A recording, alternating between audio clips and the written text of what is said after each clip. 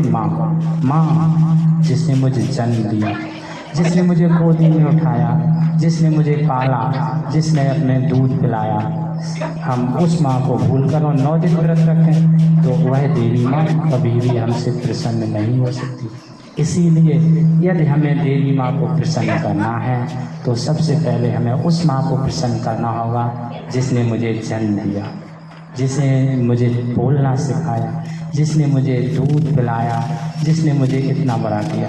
क्योंकि वही माँ हमारी असली माँ है, वही देवी माँ है, वही दुर्गे माँ है, वही मेरी सब कुछ है। यदि मैंने उसे प्रसन्न कर लिया फिर सारी देवियाँ हमारी हो जाएंगी और हम पर पूर्ण रूप से कृपा करेंगे। इसीलिए यदि हम 9 दिन व्रत रखते हैं तब हमें अपनी माँ की सेवा करनी होगी, माँ की आज्ञा का पालन करना होगा, माँ को हर बात माननी होगी।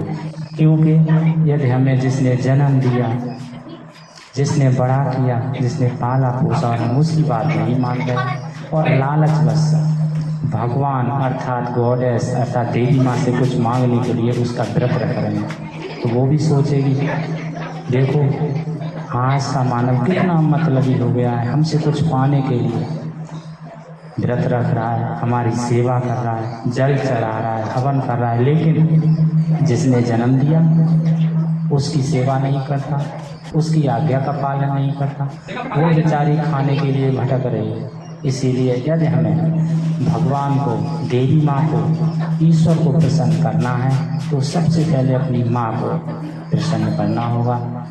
माँ को प्रसन्न करना ही ईश्वर का सबसे बड़ा नहीं, मानव का सबसे बड़ा धर्म है। माँ को प्रसन्न करना ही मनुष्य का सबसे बड़ा कर्तव्य है। यदि हम अपने माँ बाप को प्रसन्न कर लेते हैं